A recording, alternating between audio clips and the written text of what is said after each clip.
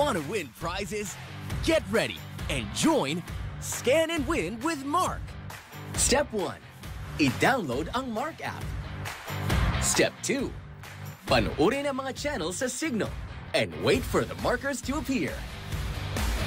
Step 3. Scan the markers using the Mark app and register for a chance to win amazing prizes. Manalo ng studio passes sa live shows ng Eat Bulaga, Will to Win, and live UAAP games. You can also win Skechers basketball shoes and smart merch, plus Food Panda and View vouchers.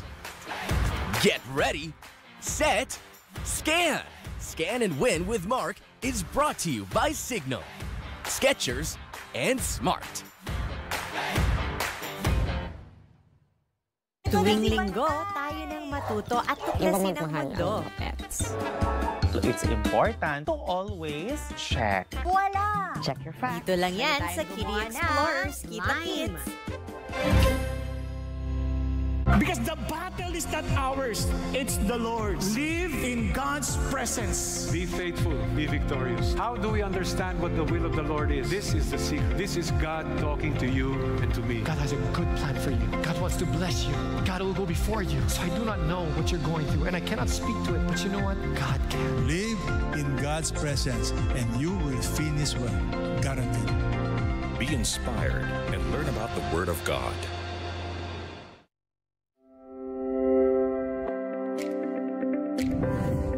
Ang anumang sakit may kaakibat na pasakit. Pakinggan at damhin natin ang kwento ng simpleng si Juan sa mga kinahaharap niyang hamon sa kalusugan. Mga hamong dama ng kanyang pamilya at komunidad. Ako po si Dr. Dex Makalintal, ang inyong Doctor Next Door, Sabado sa 1PH.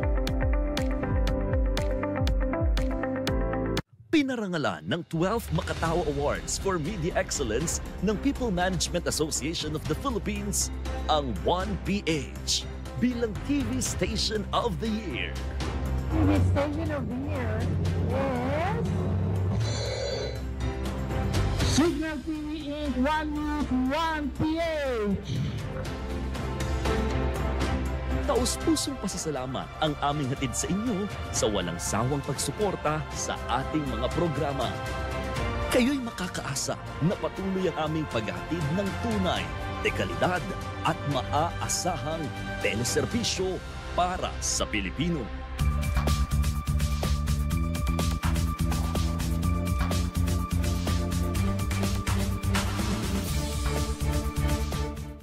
Sa iisang tahanan, nagsama-sama ang pinakamalalaking pangalan sa broadcasting. Hatid ay serbisyo publiko para sa bawat Pilipino. Para sa mga agrabyado. Okay, now, isa ka sa mga biktima, ikaw ang pinakamatindi dito na biktima kung tutusin. At sa mga laging problemado. Hatid ang mga balitang malapit sa sikmura. May saysay at hindi puro ingay. Komentaryong pinag-isipan at may basihan. Masayang usapan at masarap na kwentuhan. Parang bagay. Mapa-showbiz man o sports. Para sa bawat kapatid. Para sa bawat pamilyang Pilipino. Parang inaatang sa'yo lahat ng responsibility para sa pamilya, which is normal naman kasi ikaw yung padre de pamilya. Correct. Buong araw, magdamagan, balita at serbisyo. Hatid ng nangungunang news and public service channel sa buong bansa. Kami ang 1PH, teleserbisyo para sa Pilipino.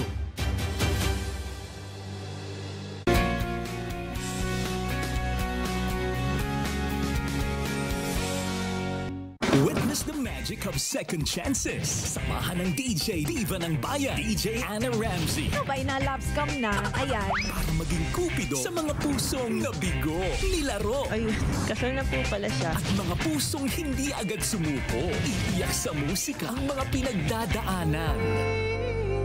Ang payo ng mga eksperto, pakikinggan. Hindi niya ngayon nagamit yung kanyang emotional intelligence. Tutukan ng Match Made with DJ Anna Ramsey. Where broken hearts find the courage to love again. Match Made with DJ Anna Ramsey. Linggo, 2:30 p.m. sa Radyo 5, 92.3 True FM at 1PH. Ako si Calvin Janoctana ng Toke Textro Panggiga. Angat ang laban sa Season 49 ng PBA.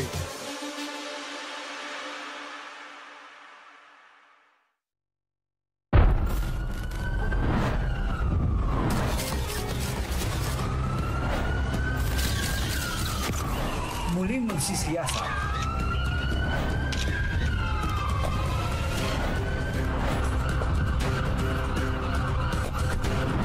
Gamit ang siyensya.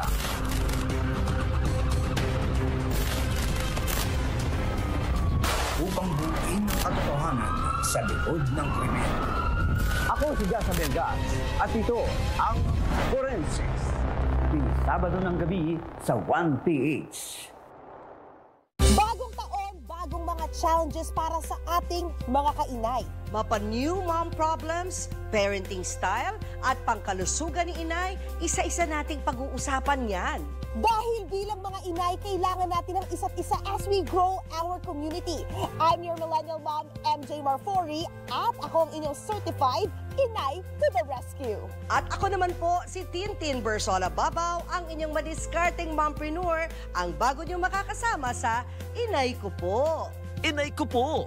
Tuwing Sabado, alas 10 ng umaga dito sa 1PH, teleserbisyo para sa Pilipino.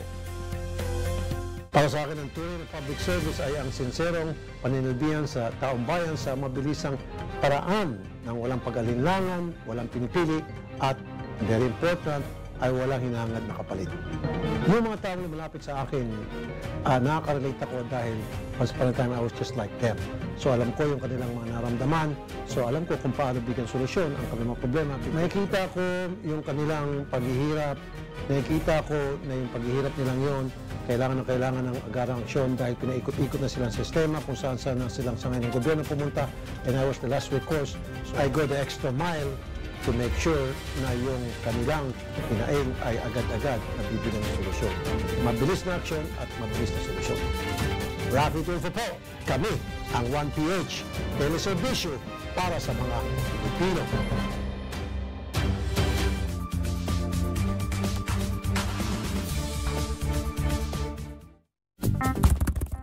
Nakakakiliting headline. Pero totoo ba?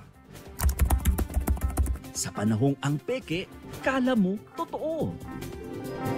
At kung anong totoo, doon ka pa diskumpiyado. Dapat dito ka sa balitang walang dagdag bawas. Yan.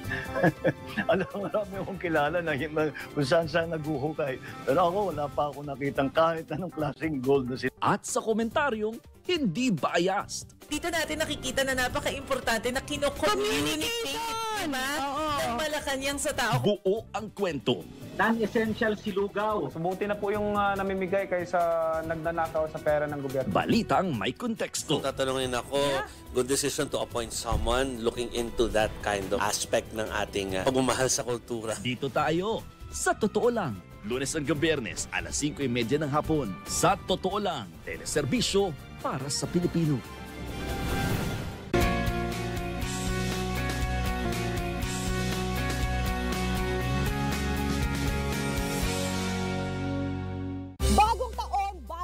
Challenges para sa ating mga kainay. Mapa-new mom problems, parenting style, at pangkalusugan ni inay, isa-isa nating pag-uusapan yan. Dahil bilang mga inay, kailangan natin ng isa't isa as we grow our community. I'm your millennial mom, MJ Marfori, at ako ang inyong certified Inay to the Rescue. At ako naman po si Tintin Bersola Babaw, ang inyong madiskarteng mompreneur, ang bago niyong makakasama sa Inay Ko Po. Inay Ko Po! Tuwing Sabado, alas 10 ng umaga dito sa 1PH, teleserbisyo para sa Pilipino.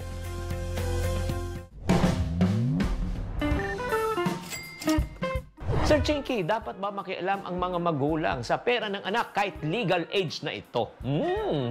Isa-isang tanong na madalas na lumalabas, lalo na ngayon sa social media. Una sa lahat po, kailangan malaman po natin na napakahalaga ng, siyempre, ng role ng magulang sa pagbibigay ng financial guidance. Mula sa pagkabata, sila nagtuturo na kailangan natin mag-ipon, tamang paggastos, tamang paghawak ng pera. Pero, pag umaabot na sila tinatawag na legal age, dapat naman, syempre, bigyan naman natin silang karapatan na gumawa ng kanilang sariling desisyon. Pero kadalasan, ang tingin pa rin ng mga magulang sa kanilang mga anak ay parang mga bata pa, kahit sila ay nagkaedad na. Kaya kailangan po, instead na control, ang pwede natin gawin ay magbigay po tayo ng experience-based advice. Ang ibig sabihin po nito, gagamitin po natin ang kanilang karanasan. Oo, ang mga magulang may pinagdaanan na, di ba? Pwede natin ikwento ang iyong pinagdaanan, pero hindi po sa panenermon. Hindi kami katulad ng dati, hindi katulad nyo. Kailangan magbigay po tayo ng positibong pananaw. Pagdating po sa pagtuturo, para maiwasan nilang pagkakamali. Pangalawa, meron din po tinatawag na safety net. Kung sakali lang magkamali ang paghawak ng pera, meron silang safety net na pwedeng dapat mapagsabihan. Oo, na huwag natin kagalitan. Sinabi ko na nga sa iyo Dapat sabihin natin, okay lang, nagkamali ka, anong natutunan mo sa pagkakataon na ito, anong pwede natin gawin para hindi na maulit ito. Kasi kung gusto parati natin ng control, alam nyo, anong mangyayari? Ito ay magdudulot ng tinatawag na dependency. Aasa na lang parati yung anak mo. Tuwing sila ay magde-decide, pwede ba mami? Pwede ba daddy? Wala na silang sariling paninindigan. Minsan, ang sobrang pakikialam din ang nagiging sanhi ng tinatawag na conflict. Yung alitan ng magulang at ng anak. Lalo na magkaiba ang pananaw ng magulang at ng anak. At syempre naman, nagkakaroon ng tinatawag ng sama ng loob. Kaya para maiwasan to, ang tip ko po sa inyo, magkaroon kayo ng bukas na usapan tungkol sa kaperahan. Huwag tayo maging diktador, mga magulang, sa halip, magbigay tayo ng payo na talagang galing sa kagandaang kalooban. Hindi sa galit, hindi sa inis, kundi dahil gusto natin para sa kanilang kabutihan. Pangalawa, igalang natin ang desisyon ng ating mga anak pag nasa legal age na sila. Bigyan natin sila ng pagkakataon na magkamali para matuto sila. Kaya ang parating tinatanong ko lang kung sila ay nagkamali. Ito ba ay masisira na talaga ng habang buhay kanilang buhay? Kung hindi, pabayaan nyo sila magkamali kahit alam mo na mali ang kanilang ginagawa. At pangatlo, igalang natin ang desisyon ng ating anak. Bigyan natin ng space para sila ay matuto sa kanilang karanasan. Last but not the least, huling payo, we should offer guidance, not control. Pwedeng mag-suggest, pero ang suggestion ay hindi utos. Sana nakatulong tong video. Tatandaan, habang tumatanda ang ating anak, kailangan din nila matuto sa kanilang karanasan. Tatandaan, tamang karunungan, tamang disiplina ang susi sa pagyaman.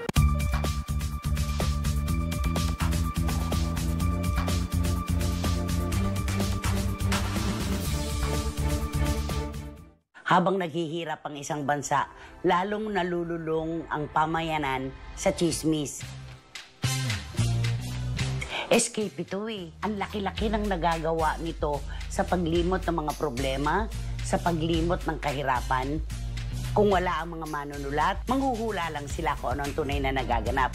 Ang lagi kong panuntunan sa buhay, hindi baling salungatin ako ng kahit sino, basta magpakatotoo lang ako at pinatatahimik ako ng aking konsensya. Ako po ang inyong Nanay Christy Fermin para sa 1PH, teleserbisyo para sa Pilipino.